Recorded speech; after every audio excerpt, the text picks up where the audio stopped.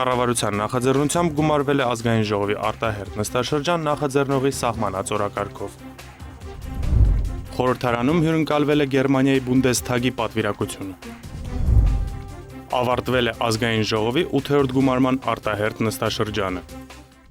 Կառավարության նախաձեռնությամբ եւ սահմանած օրակարգով այս շաբաթ ազգային ժողովն արտահերթ նստաշրջան էր գումարել։ Օրակարգում 44 հարց էր, որից 12-ը քննարկման հատուկ ընթացակարգով առաջին եւ երկրորդ ընթերցումներով։ Արտահերթ նստաշրջան գումարելու նախագիծն ու դրա հիմնավորումը ազգային ժողովի ամբիոնից ներկայացրեց ներքին գործերի նախարարը, ընդդիմությունը սակայն մի շարք օրենքների նախագծերի հետ կապված մտահոգություններ հայտնեց։ Այս նախագծերը պետք է անցնեին հանրային քննարկման փուլ։ Արդյոք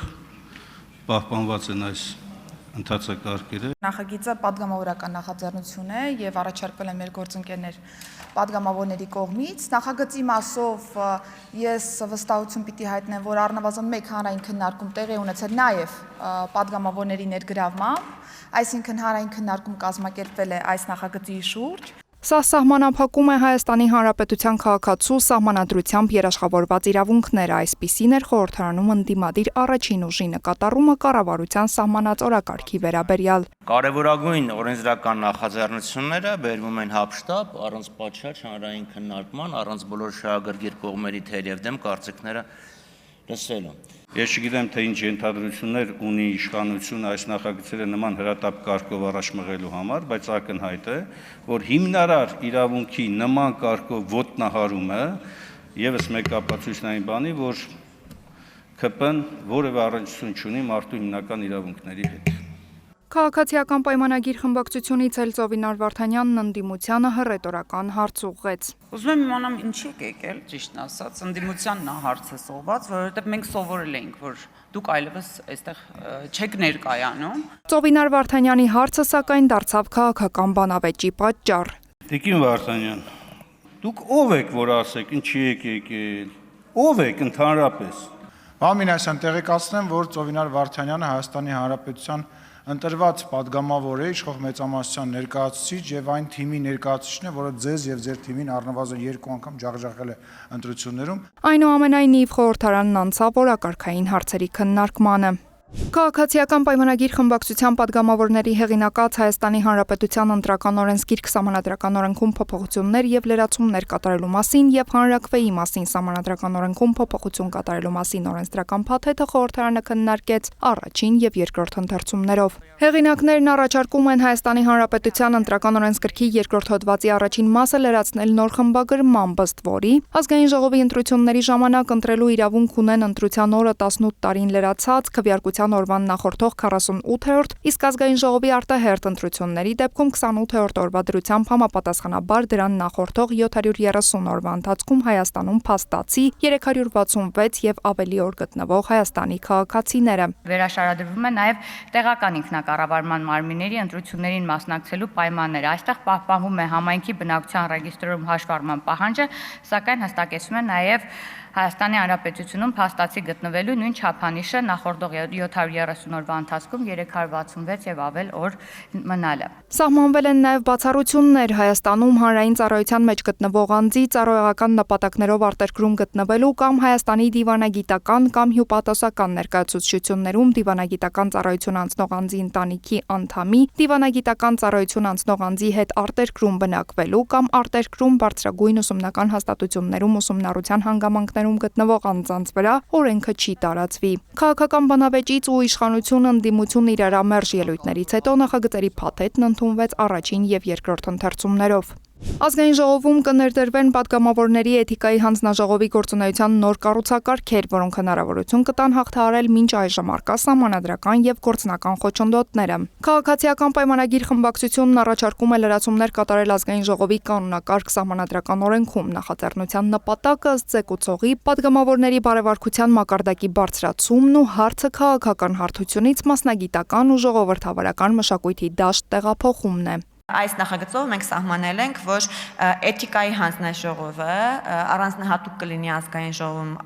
այն առումով, որ ի տարբերություն մյուս հանձնաժողովի, այստեղ մենք կունենանք պարիտետային ներկայացվածություն, այսինքն կառավարող մեծամասնությունը եւ հավաքական ընդդիմությունը ներկայացված կլինեն հավասարապես։ Մենք նախատեսել ենք նաեւ, որ խմբակցությունները նշանակումներ կանեն այդ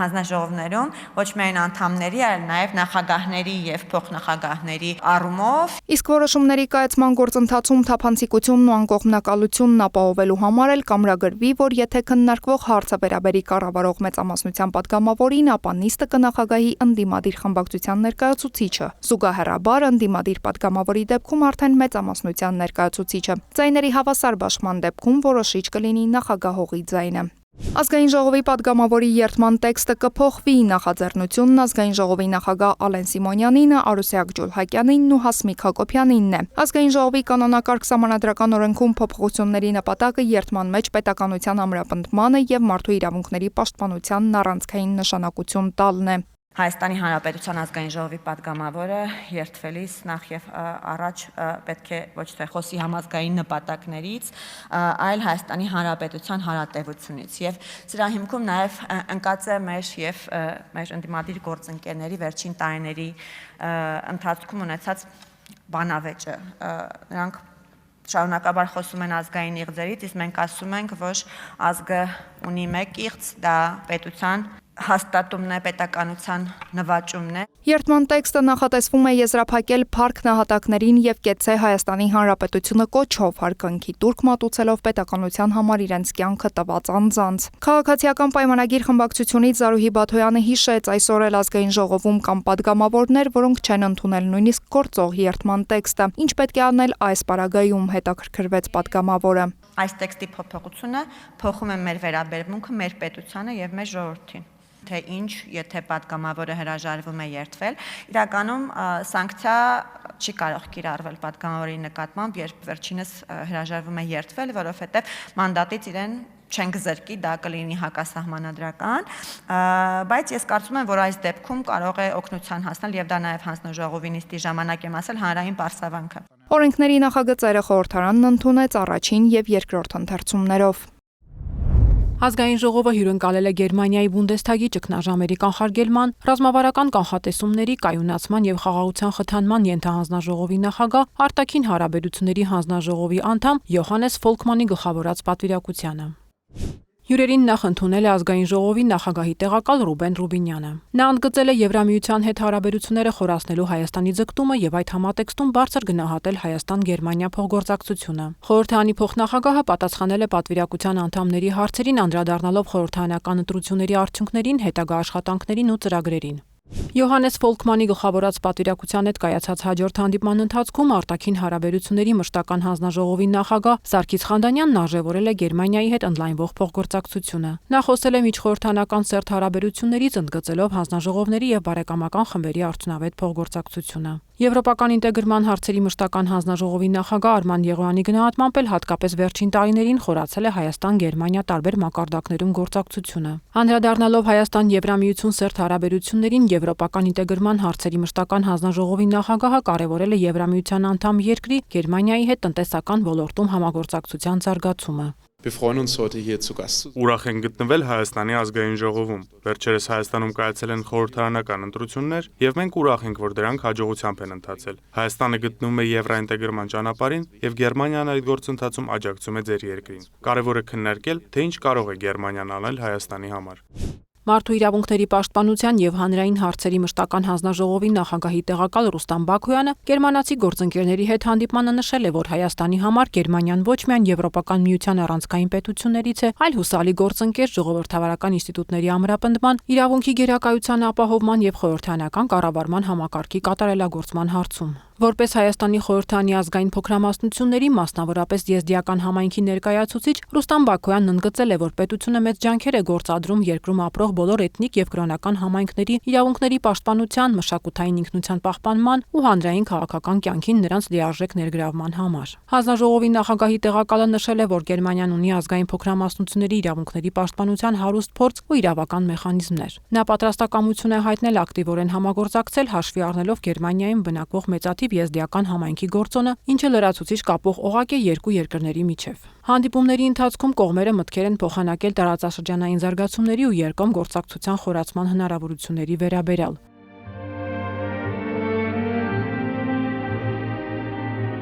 Այսի շրջանակում Յոհանես Ֆոլկմանի գլխավորած պատվիրակությունն այցելել է Ծիծեռնակաբերդի հուշահամալիր։ Հյուրերը ծաղկեպսակ են դրել Հայոց ցեղասպանության զոհերի հիշատակը հավերժացնող անմար կրակի մոտ, հարգել Սուրբ նահատակների հիշատակը։ Հարգելի գործընկերներ, քանի որ նիստը շուտով կավարտվի եւ ամենայն հավանականությամբ սա կլինի 8-րդ գումարման ազգային ժողովի վերջին նիստը,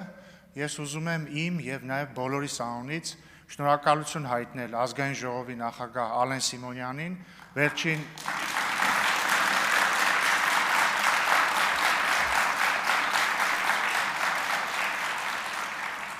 մի փոքր շտապեցիք, վերջին 5 տարիներին ազգային ժողովի նախագահի պարտականությունները փայլուն կատարելու համար,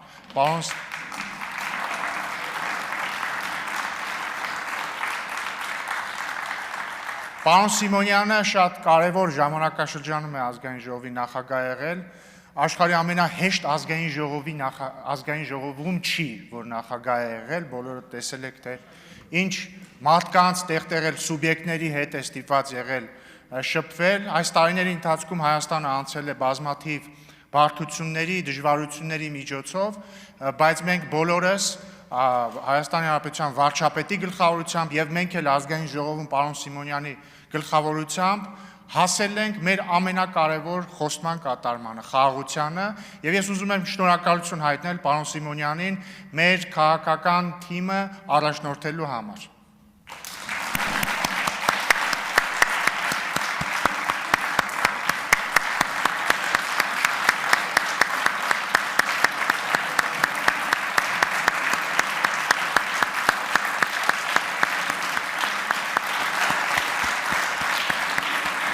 Բայց սա դեռ ամենը չէ, որովհետև պարոն Սիմոնյանը այս ամեն ինչը մենակ չի արել,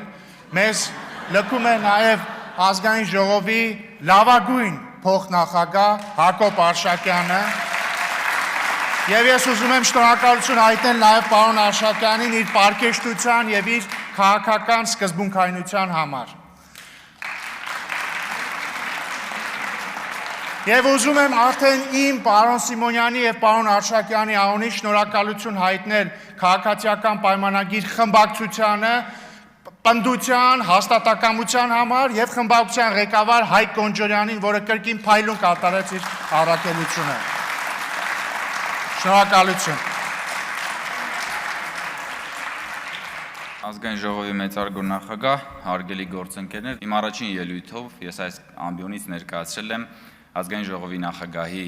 մեր թեկնածու Ալեն Սիմոնյանին եւ իմ վերջին ելույթով այս ամբիոնից ես ուզում եմ շնորհակալություն հայտնել եւս մեկ անգամ ազգային ժողովի նախագահ պարոն Սիմոնյանին իր կատարած շատ կարևոր եւ վճռական աշխատանքի համար եւ ես ուզում եմ նաեւ արձանագրել, որ մեր թեկնածուն եւ մեր առաջադրած թեկնածությունը իսկապես հաջողված էր եւ հաջողված էր նաեւ այն փաստի բերումով, որ պարոն Սիմոնյանը մինչ այս պահը առաջին ազգային ժողովի նախագահն է, ով պաշտոնավարել է իր գործունեության ամբողջական ժամկետով եւ ես ուզում եմ եւս մեկ անգամ շնորհավորենք եւ շնորհակալություն հայտնենք պարոն Սիմոնյանին այդ աշխատանքի կապակցությամբ։ Ալեն Սիմոնյանը շնորհակալություն է հայտնել ազգային ժողովի պատգամավորներին համատեղ աշխատանքի համար։ Պատմություն կերտեցինք միասին եւ ես անկեղծ շատ հպարտ եմ, որ միասին աշխատել ենք։ Հպարտ եմ, որ այդ ծանր բաների մեջով միասին ենք անցել ու կյանքում իրար վրա որևիցե ձևով կասկած չենք ունեցել։ Նաև լավ բաների համար եմ հպարտ, որովհետև այն ճամփորդությունները, այն իրադարձությունները, այն բանակցությունները, այն միջազգային հանդիպումները, որը որ մենք ենք իրականացրել միասին, իրոք պատմական են, մերսի շատ, ապրեք բոլորդ։ Ես նույնպես շնորհակալություն եմ հայտնում բոլորիդ, նաև աշխատակազմին, բոլոր բաժիններին շնորհակալություն եմ հայտնում եւ պարոն Ռուբինյանին, իմ ընկերոջը հաջողություն եմ մաղթում, թող ինքը լինի երկրորդ ազգային ժողովի նախագահ, որ ստաբիլ 5 տարի կունենա ազգային ժողովում եւ եթե ինչ-որ աշխատանքիս ընթացքում ինչ-որ մեկի նկատմամբ անարդար եմ եղել, թող ներողամիտ լինեն։ Դուք գիտեք, որ ես բոլորիդ սիրում եմ ու ինչքան կարևոր եք բոլորդ իմ համար եւ վերջում կեցե նահատակները եւ կեցե Հայաստանի Հանրապետությունը։